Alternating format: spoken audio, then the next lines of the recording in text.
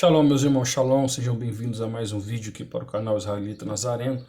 Hoje eu quero responder aqui uma indagação e uma curiosidade de alguns irmãos, né, algumas pessoas que me perguntaram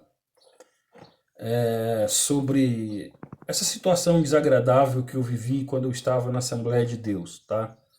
Se você não sabe do que eu estou falando, você entra aqui num vídeo meu que eu falo, eu não saí da Assembleia de Deus, eu fui expulso, devido à forma que eles fizeram comigo, tá bom? Mas o que mais me doeu, tá? O que mais me doeu foi eles tocaram um assunto muito delicado do momento que eu estava vivendo, tá bom?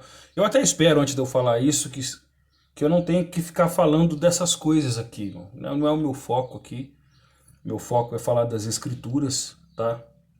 Mas devido assim às pessoas, os pregadores, amigos meus, cantores, pastores, né, que sempre ficam pensando por que eu saí da Assembleia de Deus, e é uma coisa que eu não falo para as pessoas, irmão, é uma coisa que eu guardo para mim e os amigos mais íntimos só que sabiam, tá? Só que daí que acontece, a conversa vai muito longe, né? Muitas igrejas fecharam a porta para mim porque nunca ouviram a minha história, né? Eles só sabem do que os pastores passam para eles sobre a minha vida.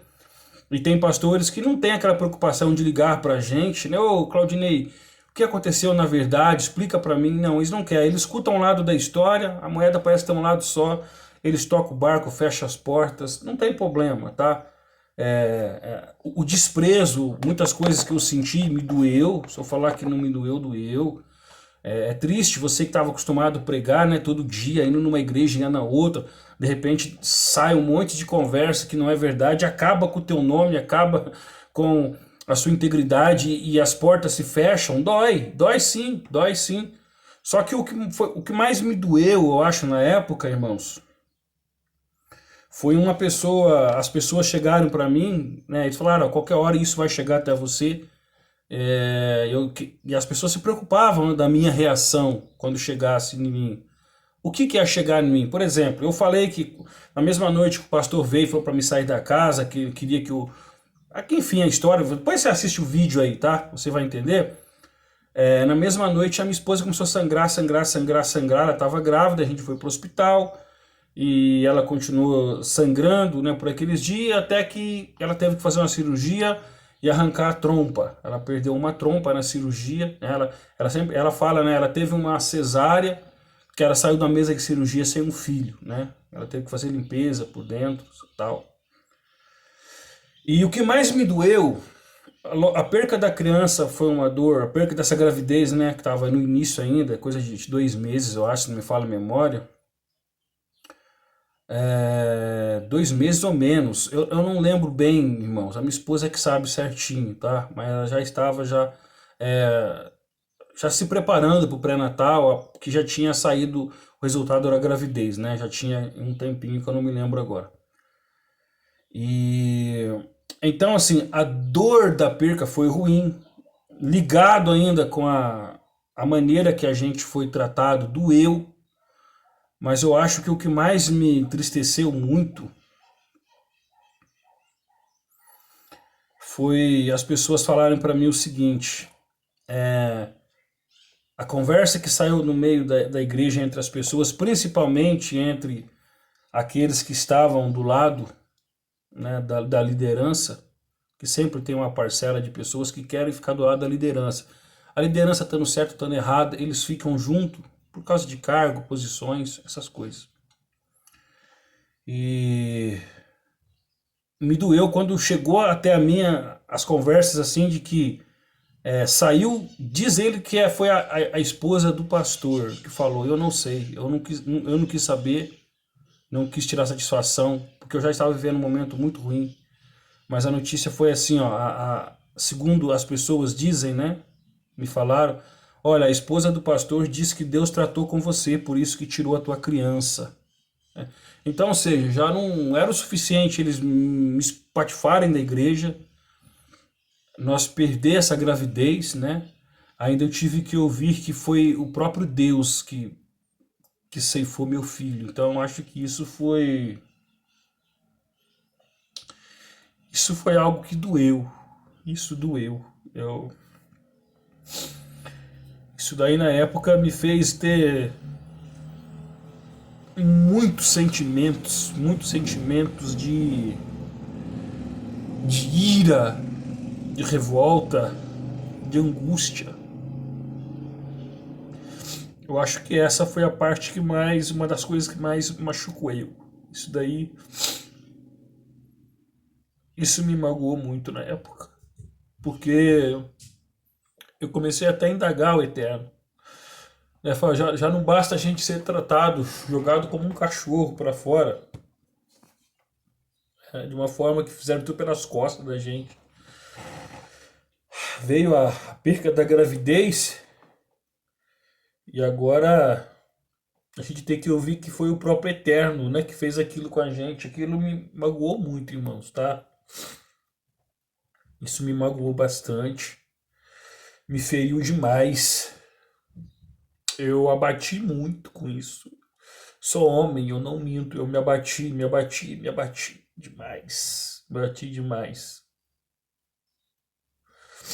Mas graças à misericórdia de Deus e de amigos que oravam comigo, nessa época tinha um pastor chama Lauro Diogo, que é da Madureira, Assembleia de Deus, Ministério de Madureira. Hoje ele é evangelista lá. Ele vinha com a sua família, com a tua esposa, me pegava, eu e a minha esposa naquela situação. Minha esposa já tinha feito a cirurgia, já estava conseguindo levantar, andar. Ele pegava a gente, levava a gente para um monte para orar com ele. Ele nos buscou uma semana. Ele parava o carro na porta de casa, irmão, vamos orar. Eu falei, não, eu não quero, cara. Eu não quero. Ele falava, não, vamos, Deus vai te ajudar. Eu já passei momentos difíceis e eu venci orando naquele monte, que era um monte que ele tinha dentro do sítio dele, das terras dele. Ele me pegou uma semana inteirinha, irmãos, eu e minha esposa. A gente querendo ir ou não, ele vinha, pegava a gente, colocava no carro, nos levava no monte. Eu às vezes não orava, eu ficava só olhando para cima, meditava. Mas eu acredito que Deus ouviu a oração, a prece de muitos irmãos que nessa época começaram a interceder por mim, tá? E eu acho que essa foi uma das coisas que mais foi dificultoso para mim vencer. Foi eu ouvir isso, tá? Mas aí, irmão, vamos revoltar? Não. Abati, me entristeci muito, né? Fiquei doente depois disso, mas Deus me preservou, tá? Eu quero deixar uma palavra pro teu coração, que no meio das angústias, das dores que você tiver, eu espero que você se fortaleça em Deus e faz o que o salmista falou, sabe? O que darei ao Senhor por todos os benefícios que Ele me faz? E sabe o que eu fiz, irmão, nesse momento? Eu cheguei na minha casa, entrei no meu quarto e, e aquelas vozes do inimigo vinham na minha cabeça falando: volta pro crime, volta para as drogas.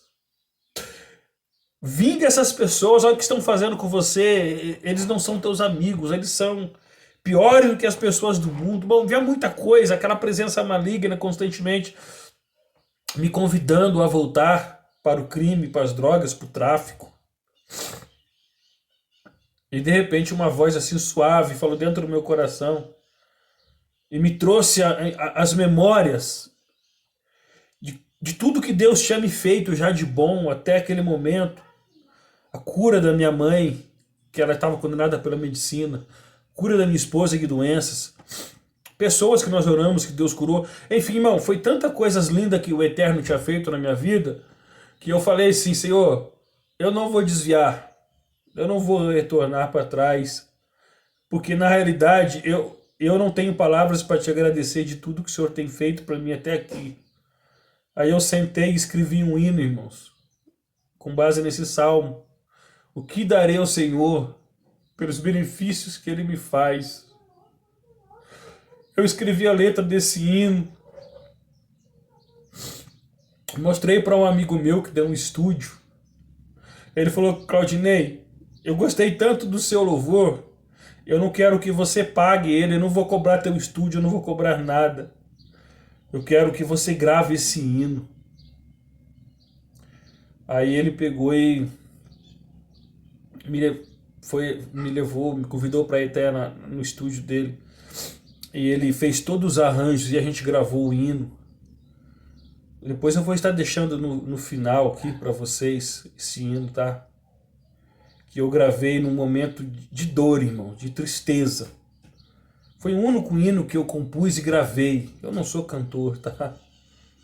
Mas eu agradeci a Deus em meio às dores, em meio às percas, em meio a toda angústia.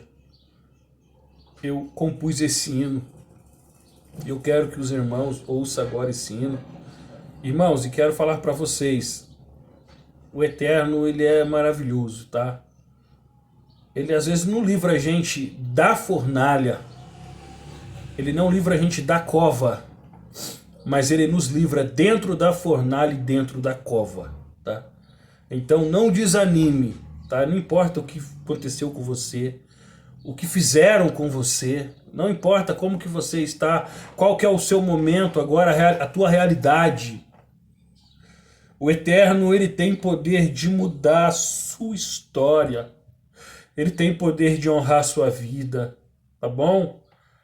Então as dores, elas são reais, as dores vêm, mas maior é o Elohim, é Deus, é Elohim que está conosco, tá bom? Deus abençoe tua vida, Deus abençoe teu ministério, Deus abençoe a tua família, você que está assistindo esse vídeo até aqui, porque é importante para você entender que o Eterno, ele vai estar com você e depois de todas as lutas, decepções, angústias, sempre haverá vitória. Ao final de cada noite negra, irmãos, de tempestade, de relâmpagos, no final dessa noite o sol da justiça sempre brilha cada manhã. E o Senhor, ele é o sol da justiça que brilhará e continuará brilhando na minha e na sua vida. Bom, que o Eterno te abençoe, te fortaleça e te guarde. E fica aí com esse louvor que eu gravei numa das piores, acho que é a pior fase da minha vida. Deus abençoe a sua vida e a sua família.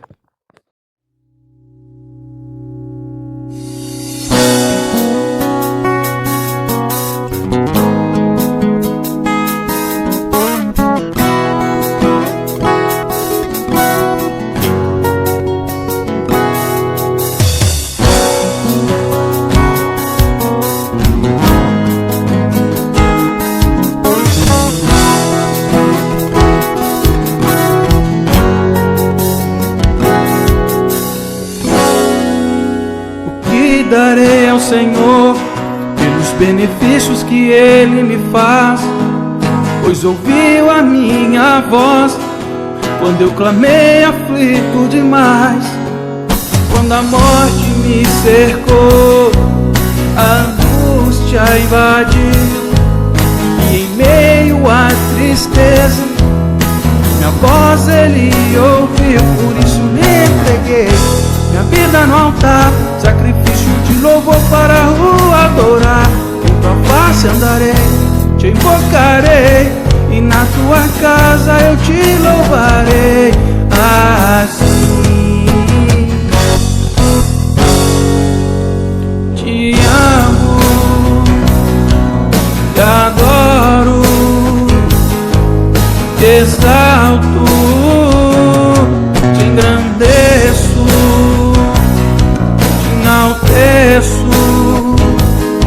eu te louvo.